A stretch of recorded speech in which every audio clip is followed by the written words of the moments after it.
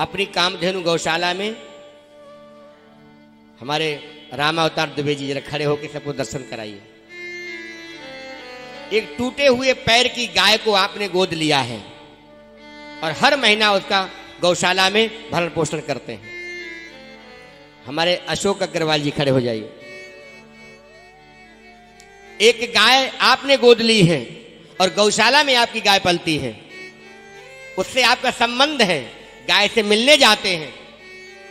हम चाहते हैं और भी बहुत ऐसे लोग हैं।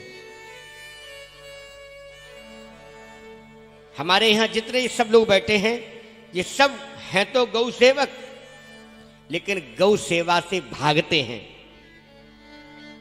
याद रखना, गाय को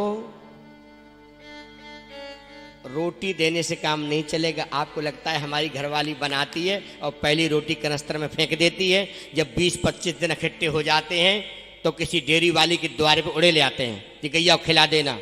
वो गैया खिलावे या भैंसिया खिलावे तुम्हें क्या मालूम। गौ ग्रास का मतलब जानते हैं?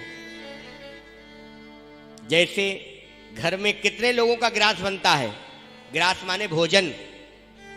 जितने लोगों का भोजन बनता है कम से कम या तो गाय को उतना आटा रोज निकले। 5 लोग हैं, छठा व्यक्ति गाय के लिए। जो आगे की रोटी ना अगाड़ी और पछाड़ी, ये तो टोटका है तुम्हारे रसोई का, ये हमारे सिद्धांत का कुछ नहीं। हमारे यहां कई ऐसे लोग हैं जो गौ सेवा में बहुत मदद करते हैं। एक व्यक्ति से मोर परिचय कराना चाहते हैं। हमारे कौशल सारस्वत जी यहां बैठे हैं, जरा सारस्वत जी खड़े हो जाइए।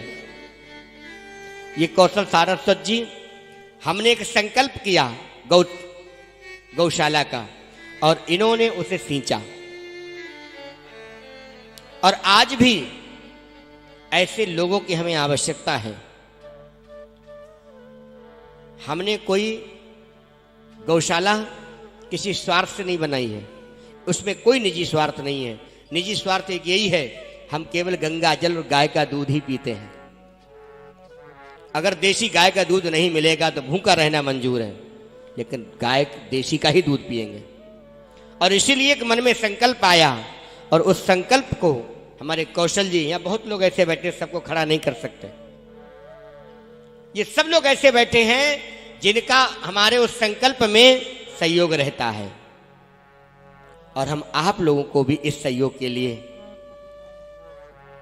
गौ माता के प्राणों की रक्षा के लिए झोली फैलाकर आपसे याचना करते हैं कि आप लोग उस गौ रक्षा में अपना अपना हाथ बटाइए और उस गौ रक्षा से जुड़िए।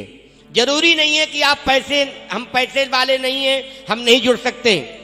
जो जिस कार्य को कर सकता है, कोई गौ तन से सेवा करे, कुछ गायों की मन से सेवा करे, कुछ लोग धन से सेवा करें।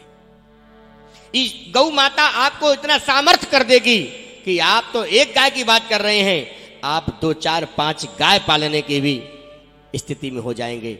ऐसा कई लोगों को होते देखा गया है।